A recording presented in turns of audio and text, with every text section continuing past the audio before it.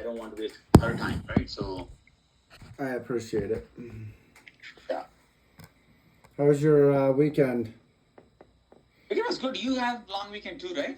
Yeah, we went. My wife and I went out for a hike. We did a 3.5 mile hike up in the mountains, and then we went and had some peach sundaes afterwards. There's a lot of local orchards here where they grow fruit trees.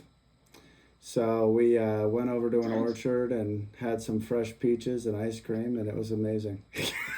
That's nice. When you say mountains, like where do you live, Mike? I'm in Salt Lake City. Okay, so Rockies then, eh? That's right. I've got Right. a lake on one side of my house, and then I've got the Rocky Mountains on the other side of my house.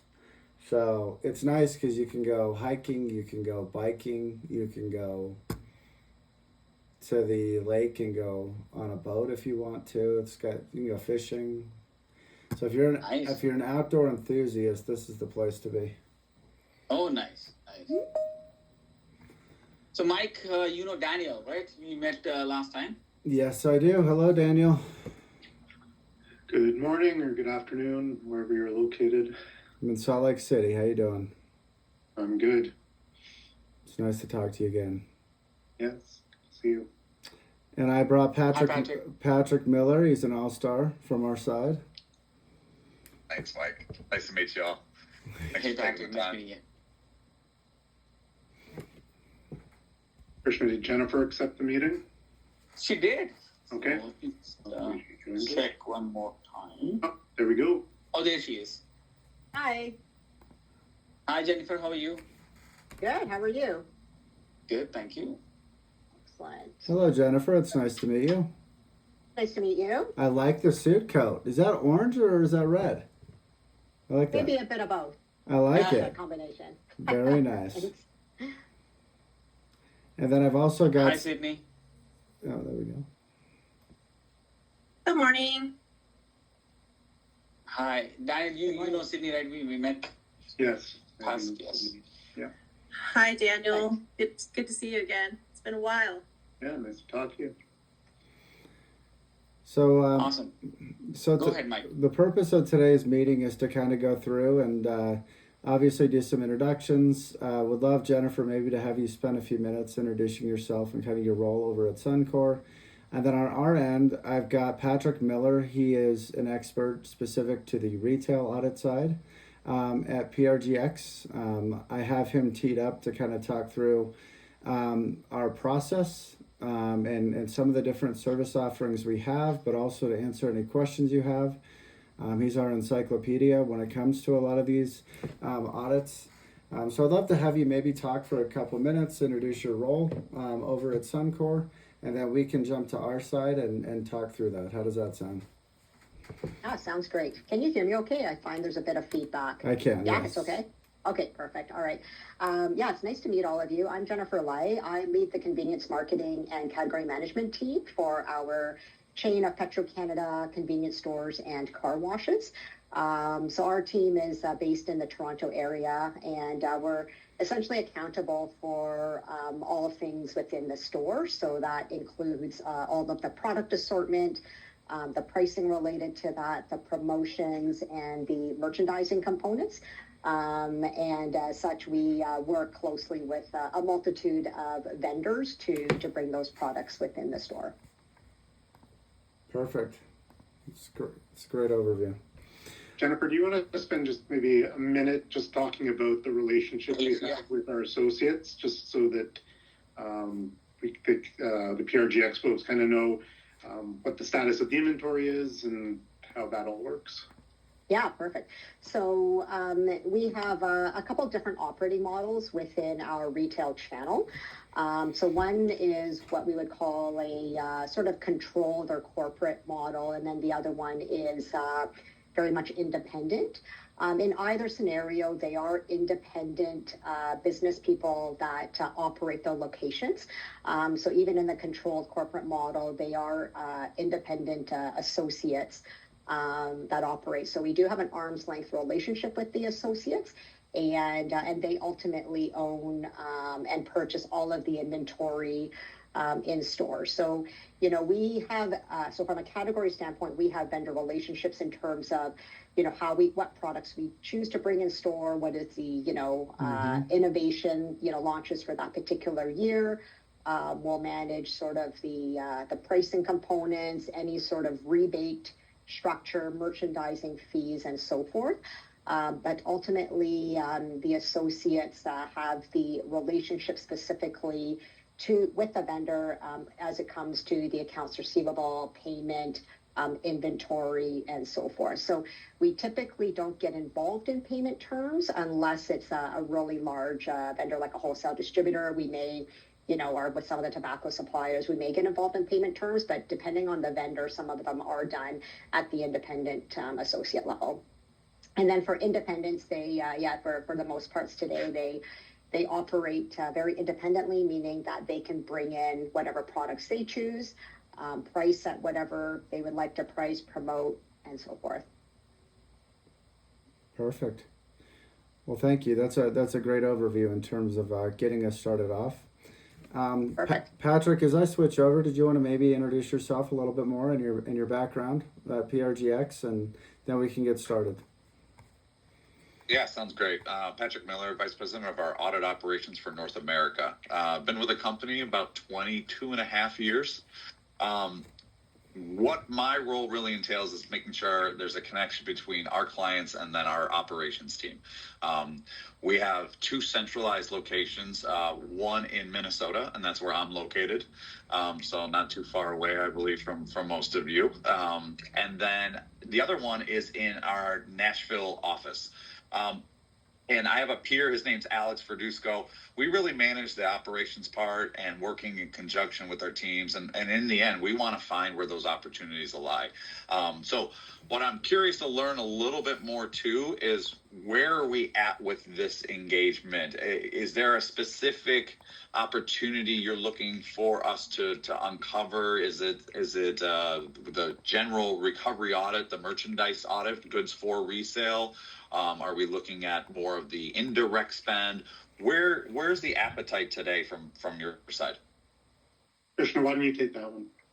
Yeah, no, thanks, Patrick, on that one. So at this stage, Patrick, we're trying to learn, even if this particular model, the merchandise art model, is even applicable to Suncor or not. So we want to understand, there is, again, Suncor operates differently, as Jennifer said, like it's not a straightforward retail operations that we have. So in this scenario, is a merchandise audit, like, one, is it feasible? How is it even, would it help Suncor in any way? What is expected of us and our partners, the associates, and there's a lot of things in here that are unknown, Patrick, at this time. And okay. Our familiarity with this type of audit is, again, I worked with Sydney in the past from a contract compliance standpoint. So that piece is very much like we have it. I want to say we have it covered. Not fully though, but we kind of know where we stand on that front. But merchandise audit for us is an absolute new area. One, we want to understand is it applicable for us? 2, if it does, then how do we go about it? Okay, perfect. No, that makes sense. I just want to make sure we're level setting and I'm sharing the information that's going to be most valuable for our time. Again, looking at the time that we have, if we have to circle back on anything, more than happy to do that as well. Okay, perfect. Yeah, Mike, why don't we dive into it? You got it. Can you guys see my screen okay? Yep. Alrighty. So to kind of give you an overview, we do want to give you a quick 50,000 foot overview of who PRGX is and what makes us different. We're also going to talk through our audit process and some of the successes we've had. We do also have a data intelligence offering that ties directly to a retail audit, and then we will talk through next steps. So I kept it pretty simple in terms of the way that we're going to kind of talk through this. In terms of who PRGX is as an overall organization, we've been around for 50 plus years. We work with with over 75% of the Fortune 500. On average, we are going through over 7 petabytes of data and recovering over $2 billion per year for our clients. Some of the clients that we do work with, just kind of notable, 7-Eleven, Circle K are two of our bigger clients. We also work with BP Oil and Gas, which I know Sydney has a very close relationship with. But this kind of gives you a high-level overview of the type of recoveries that we have. Patrick, did you want to maybe talk to some of the services we offer as we go through this? Yeah, our industry really started in that retail merchandise recovery audit space, right? Where we were working with our clients very closely, identifying errors and trends. We find that error line can be anywhere from 0.1% of total sales up to even 0.5%. When we take a look at just the complexity of the audits, we find that there are other opportunities. But while we were obtaining all that data, that's where the other pillars of our organization really started to grow. The data intelligence solutions down below is leveraging data to help make your operations more, improved upon going forward. It gives you that leverage and insight and technology capabilities, whether it's our spend and payment. Let's just focus on that one real quick. With spend and payment, we take a look at your terms and we want to maximize the working capital opportunity for you. Through our insights and our ability to ingest that data, we can pop reports back out to you. One example would be our vendor playbooks that we have right now. Basically, it can compare where you stand with a particular vendor compared to their peers that do business with you as well, but also with that industry, because we service a lot of other clients as well throughout North America. We can take that information, benchmark it. Obviously, can't tell you exactly what the terms are at retailer ABC, right? But give you an idea of maybe there's an opportunity for working capital improvement. Again, that's an additional add-on structured piece from our normal historical merchandise review. And then the contract management space, it's really, we were always focused on the direct spend for those trade vendors, the goods for resale. And indirect was, sort of left on the wayside, right? And so that has grown and significantly picked up traction in the market, where now we are working with more and more retailers looking at their indirect spend. So that's the bundle. Obviously, I don't want to think them as separate, but they are separate. We like to continue to try to provide value. So like the recoveries that we do are great. It's great to get your money back. But to me, the biggest thing that I tell every single one of my clients is I shouldn't be finding that same error year after year after year. If we are not providing the root cause analysis to give you that feedback to make those internal changes to prevent those errors going forward, then I'm not doing my job. Right. And we've seen that dramatically. It's again, whether it's the working capital improvement, whether it's just audit root cause defect remediation, things like that. So that's where the whole circle ties together. Mm-hmm. Does that make sense? Jennifer, you got a question? Yeah. No, it sounds really interesting. So I guess my question is, if Suncor doesn't own the payment or invoicing with the vendor, do you then need access to all the data from each independent associate, or how would that work? Yeah, and we historically, and now I gotta scratch my head, we did have some clients like this in the past, right, where they were franchise owners, right, ran the stores. It was a home improvement store in the U.S. They had a similar type model, if I'm understanding it correctly, where they managed a lot of the relationships, but those franchise owners did everything. It's all about the data. It's all about how we can obtain that data and where is it recorded. Who actually pays the invoice doesn't really matter to us, as long as we can locate and identify what was paid, when it was paid, how much was paid. Looking at items that were received. If the purchase order was for 100 units and they only shipped 95, did you pay for 95 or did you pay for the 100, right? And we can compare that. So my answer, short and sweet right now, would be if the data is available, we could take a look at it and see if there's any gaps. Yeah, I think, Patrick, well, one of the things that I'm thinking about is, given our operating models, like, is this a service that Suncor would take advantage of, or could it be something that we would potentially offer as a solution to our associates? And the relationship would be more, if we do say move forward with PRGX, it would be between the associates and PRGX versus Suncor and PRGX to actually get to the front of the actual work? Yeah, typically in the past, it's been with the retailer themselves, not the franchise owners, right? So there would be a relationship stake to recoup and divvy out those funds that are recovered. That might be, an accounting work on your side to make sure that that franchise owner gets what is due back to them.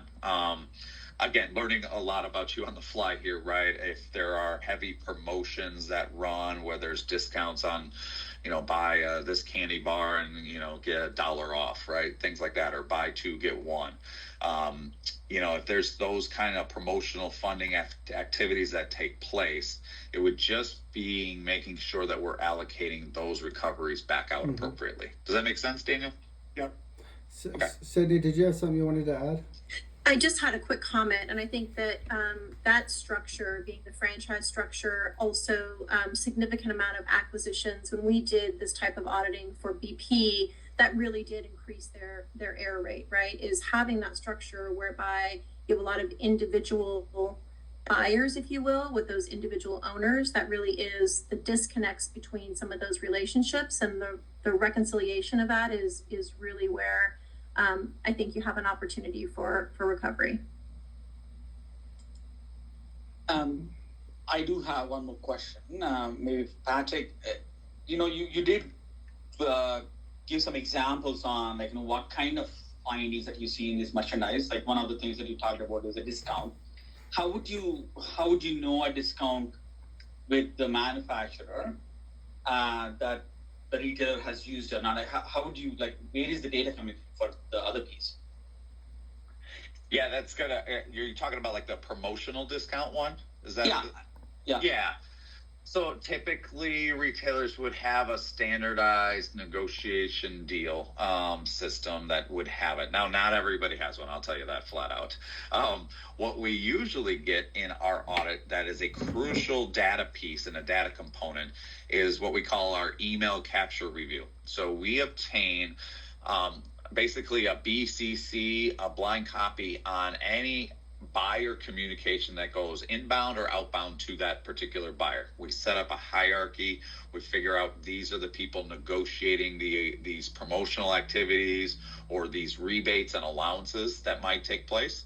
We will capture their email, and through our AI-enabled email capture tool, which is called Panoptic Mail, we can then comb through that, find where negotiations took place, and then try to match it up with, did the client receive the funding that was due for them? And when those two don't align and we have something that was supposed to be funded, but then the other part wasn't received, that's when we would create a claim. So short answer to your question, either a deal system that has the record, or we might have to find it through our email capture review. And that's probably going to open up more questions, but go ahead. Jennifer, you got a question?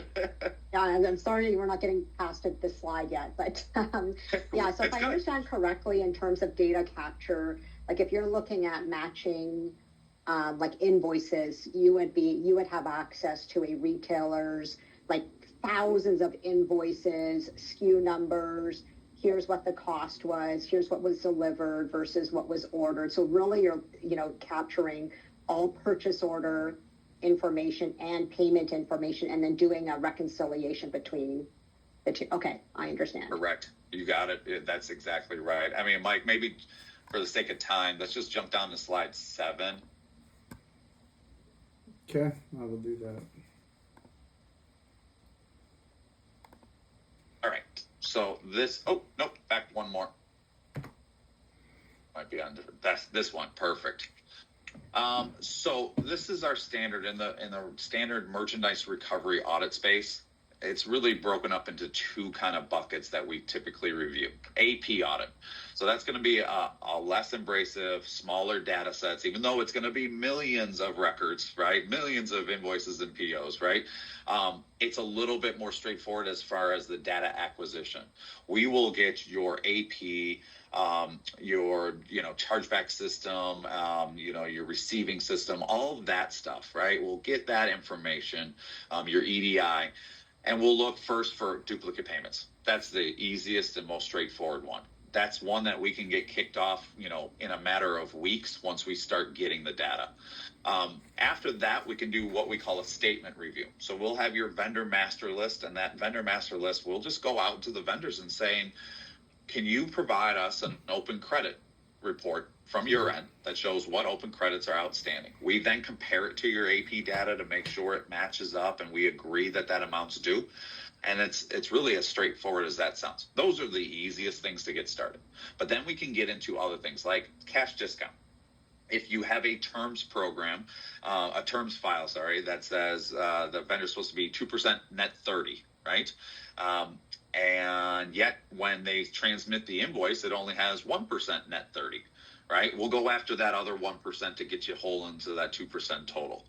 And then we'll start looking at things like cost and pricing. I know it's under the merchandise side. It could be a hybrid of both, but really the purchase order price said $5, but the invoice said $6. Let's go after that dollar difference because the purchase order is what the intended price was going to be. We can also compare it to any price list deals that you have negotiated, stuff like that. We'll compare that as well. And then there's price changes that happen all the time. And especially in this new tariff world, seems like price changes are happening way too often, right? So we have to take a look at all of those things and make sure we are double checking. Now, the other side, the merchandise side, is where you're more activity based. So purchase volume rebates, buy X amount and get 1% off. It might be on every dollar, or it might be tiered, like hit $1 million, it's 1%, hit 2 million, now it jumps up to 2%. We can look at those. The promotional trade funding, that would be if the item was buy one, get one free, or buy one, get one half off, things like that. Those require, though, your sales data, markdown data, any coupons, rebates, deals, things like that data. Not a whole lot more. I'll be honest with you. It sounds like a big task to get this data, but once we connect our IT team with your IT team, everybody goes, oh, that wasn't as bad as I thought it was going to be. It's just lifting and shifting it over and determining what time period you want to look at. We list out what data sets we need. We bring our specialists in, and they are able to extract what we need, and then we're off and running. We're in the background doing what we need to do. Does that answer your questions? Yeah, go ahead. Yeah, I know it definitely helps. I'm curious about the rebates piece because that is one where, we have direct involvement in. And so do you find with rebates or promotional trade funding, or like on the right-hand side there, do you find that the errors are typically around like a manual entry error? Like you said, we've taken sales data and there's a manual entry, or do you find that it's mostly where the vendor's not paying the agreed upon amount? Typically, our error capture rate is due to a manual process that just was forgotten, right? A lot of the buyers are great at knowing what to put in stores, and I'm generalizing throughout the whole retail and grocery industry. They know what to buy, what's the trends. They're great at negotiating and those partnership and communication. But I say it just because my wife's not in finance either. She's in advertising, right? It's not great with numbers, right? They're not always good with the financial bookings of things and making sure they're tracking and receiving all that funding. So what we can see is if systems are not set up to collect automatically, and it does require somebody to go in and manually do it. If it's a monthly rebate, it might be forgotten for, let's say, April and May, but then they get the rest of them and they don't even know they forgot April and May. If it's an annual, somebody at the beginning of the year might have forgotten to set it up, and then the whole year has gone by and goes, oh wait, was I supposed to get something for that rebate? Mm-hmm. So those are definitely the types of reasoning why we find things, but you're spot on. It's if there is any manual process or many hands trying to do a lot of the same thing, that's when there can be a breakdown in the communication. Okay. Perfect. Any other questions about claim types or things like that? Good. Mike, why don't we drop down a couple more slides? Let's just go to that 6-step recovery audit slide. One more for me. This one. So this is how we would typically approach any new engagement. We want to make sure everybody feels comfortable in the process, understands what's expected, brings in the right stakeholders so we can make the progress that we need. So in the beginning, we'll do a lot of pre-audit planning, right? It's only a couple hours, but we want to make sure we have alignment on who those stakeholders are. We agree with what the time period that we're looking at, what claim concepts do we want to pursue. Let's check off all of that so we can plan accordingly.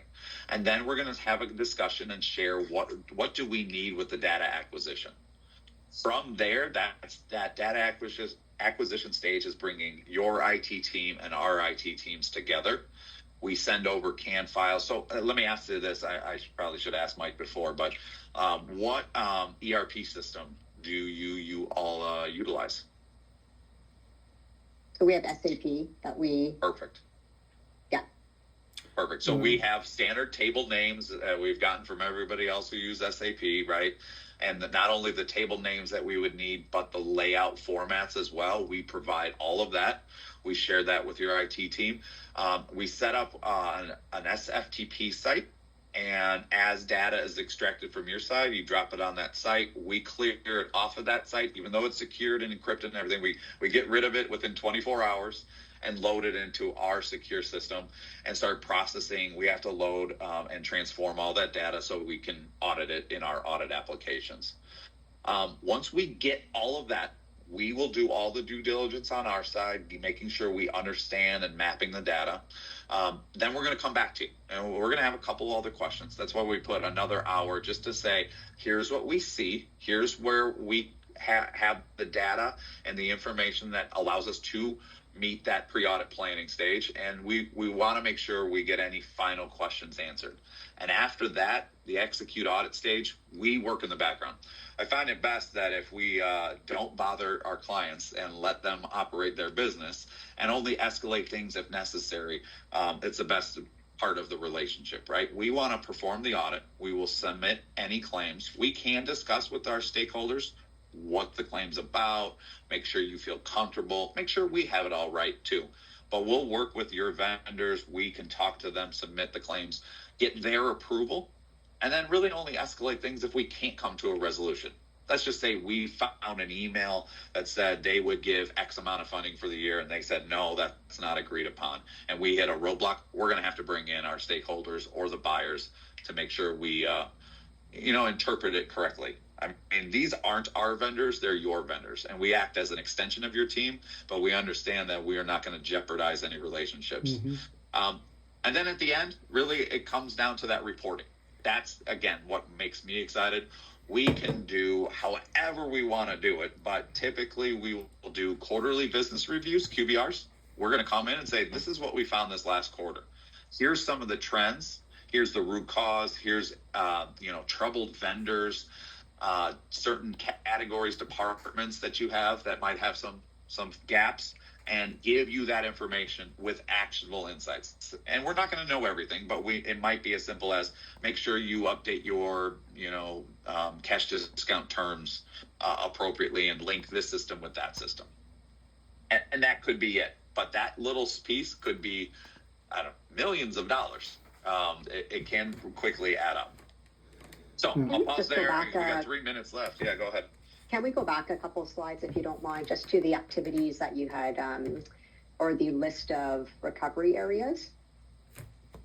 This one, maybe the previous.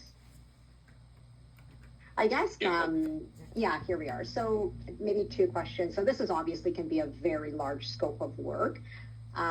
If we were to start somewhere and prioritize, based on your experience, the first question would be, is there a specific area on this, like under recovery audit, that you would focus initial efforts where you would think, okay, this is probably where we're going to see low-hanging fruit? And what would that be? Yep. Duplicate payments first. It's going to be the easiest. Okay. Yeah, it's going to be the easiest review with the least amount of data. From there, I would like to look at pricing and cash discount. I like to combine both of those just because it's looking at your terms payments, and then it's also just making sure a quick check to what was the purchase order cost versus what was actually invoiced. Again, simple amounts of data to do that. The third one that I would want to do is really rebates is where I would start. And knowing that you own from the corporate side more of that rebates, if I heard that correctly, that would make a lot of sense to me because it's not complicated to calculate. Most of the time, it does just take that AP data because it'll be purchase based instead of sales based. We wouldn't need an additional set of data for that. And it usually has a bigger bang for the buck.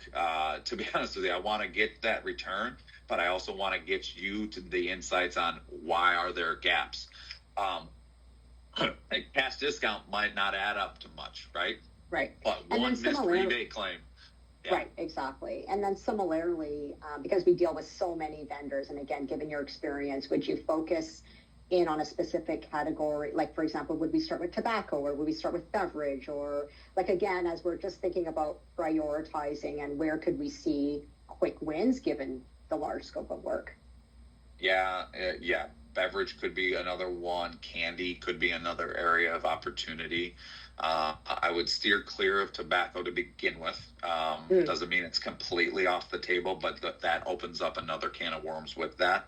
And it's not as straightforward, but your candy, your beverage, those would be great areas to really start with, because those vendors know us too, right? Your Pepsis and Cokes and every one of those know us. They understand the process, so that will make it a little bit easier too to get that days to resolve claims down. Okay, thanks for that. Well, guys, we're coming up on the 30-minute mark. I know that's what we had scheduled today. Jennifer on your end and Christian on your end, would love to understand next steps. Would love to understand timing, number one, but also just from a pricing standpoint, typically we would charge a contingency fee for this. So the only way we're going to really make money on our end is if we find stuff for you, right? When it comes to those different areas of audit. So maybe you guys could talk through that in terms of timing, who else needs to be involved on your end in order to kind of get something approved. Mike, are you able to send the slides to us? Absolutely. All right. Okay, so I think we'll debrief. Mike and I'll come back on the next steps from a Sunco standpoint. Okay, great. Thanks very much for your time. I appreciate the overview. You got Thank it, you. guys. Nice to meet you all. Thank Thank you. Thank you very later. much. All right, bye-bye. Thanks, everybody. Bye-bye.